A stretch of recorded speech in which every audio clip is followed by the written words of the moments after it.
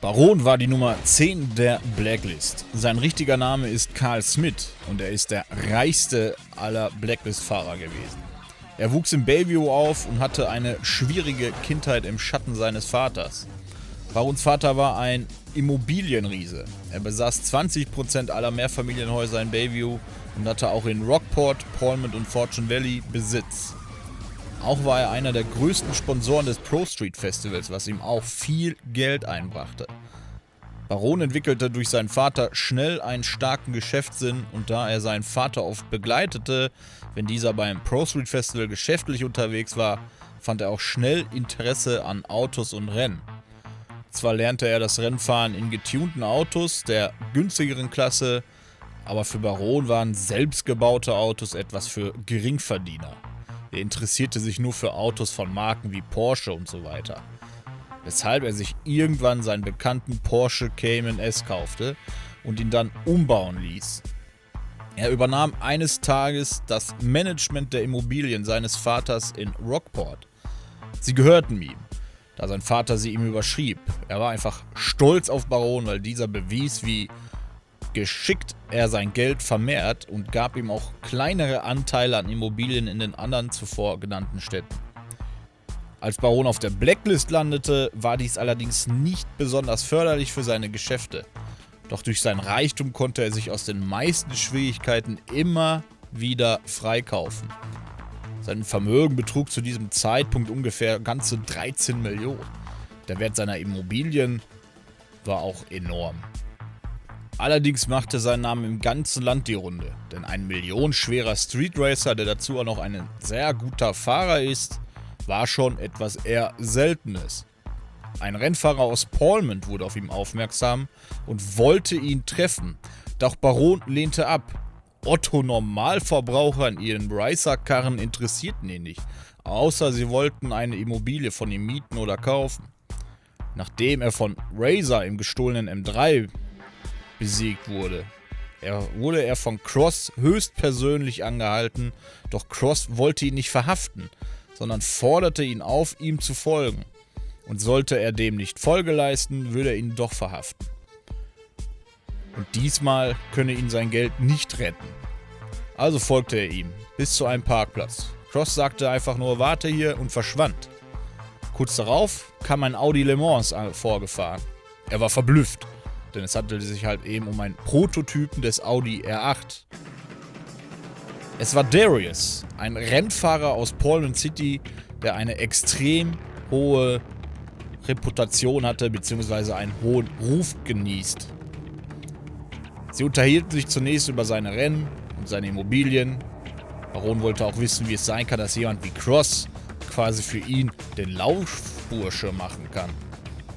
Darius ging aber nicht ins Detail. Er sagte nur, Cross ist nebenbei Kopfgeldjäger und Geld macht vieles möglich, alles andere ginge ihm nichts an. Daraufhin machte Darius ihm das Angebot, seiner Crew beizutreten, den State Deck. Er versprach ihm noch mehr Erfolg und Zugang zu Autos, an die nicht mal jemand wie Baron so leicht rankommen würde. Baron war nicht abgeneigt, doch hatte Darius noch eine Forderung.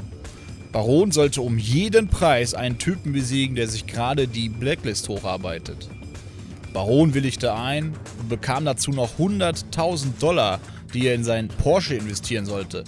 Zwar hatte Baron selbst genug Geld für solche Umbauten, doch nahm er das Geld trotzdem an, als Zeichen des gegenseitigen Vertrauens oder so, man weiß es nicht.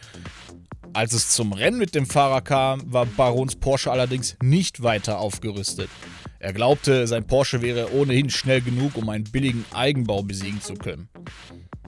Baron verlor das Rennen aber und war stinksauer.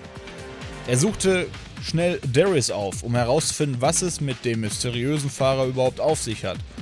Doch Darius ging nicht weiter darauf ein und forderte sein Geld zurück. Er war sauer, dass Baron den Fahrer nicht besiegt hat.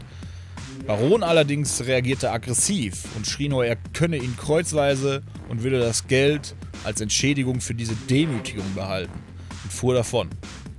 Dies war vermutlich der größte Fehler seines Lebens. Er unterschätzte nämlich Darius und seine Vorgehensweisen. Auch wusste er nicht, wie reich Darius tatsächlich ist und wie viel Einfluss er auch noch auf die Polizei hatte. Baron kehrte nach Rockport zurück und nur wenige Tage später begann sich scheinbar alles gegen ihn zu wenden. Er erhielt immer mehr Beschwerden von Mietern, an seinen Immobilien würde immer wieder Vandalismus betrieben. Dies ging monatelang so weiter und er verlor immer mehr Mieter. Seine Häuser standen irgendwann leer. Und sein Vater entzog ihm dazu auch noch die Anteile an den weiteren Immobilien in anderen Städten und brach sogar den Kontakt ab, weil Baron seine Finanzen nicht mehr im Griff hatte. Alles um Baron herum schien zusammenzubrechen. Als dann auch noch sein Konto gesperrt wurde, rastete er endgültig aus und wollte Darius zur Rede stellen, weil er sich sicher war, dass er etwas damit zu tun hat. Doch kaum trat er vor die Tür, lief er in die Arme von Cross, welcher ihn sofort zu Boden warf und verhaftete.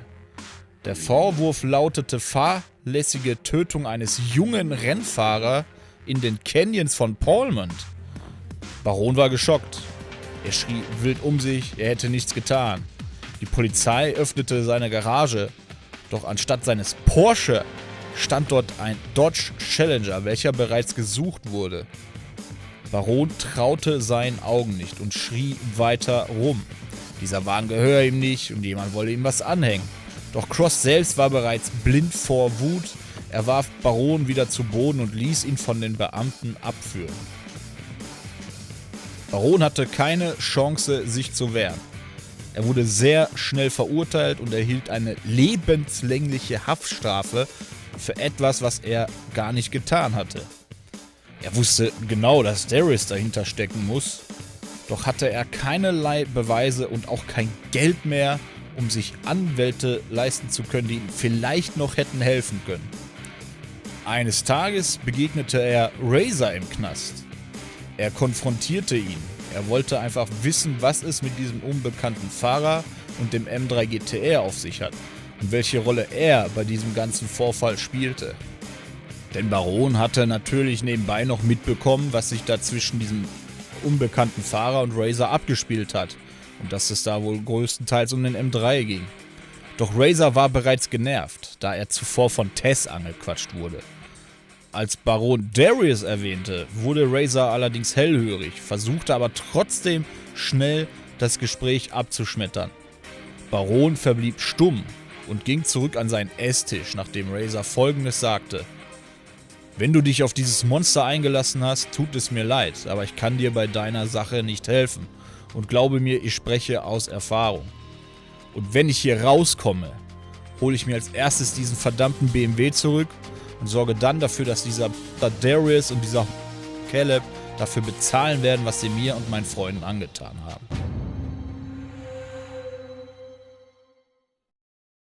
Tja, da hat's den Baron natürlich echt mies erwischt. Lebenslänglich für etwas, was er nicht getan hat, ist schon eine harte Nummer, aber auch allgemein. Gab ja eigentlich auch keine Beweise, dass er es gewesen ist und dass er diesen Dodge gefahren ist. Aber anscheinend wurde da einiges im Hintergrund geschmiert, kann man so sagen, mit Geld. Und dass er da Darius verdächtigt, ist ja gar nicht mal so abwegig, ne? Ist klar, man kennt ihn, der Typ ist halt schon ein ganz besonderer Fall für sich. Aber ja, mehr über den erfahren wir dann sicherlich auch noch in Zukunft. Das war es nämlich schon wieder mit dem Video, mit der Story von Baron. Und wie immer, wenn es euch gefallen hat, lasst gerne ein Like da. Abonnieren nicht vergessen, wenn ihr das noch nicht getan habt. Und schaut auch gerne mal bei Twitch rein. Ich bin raus. Vielen Dank und auf Wiedersehen.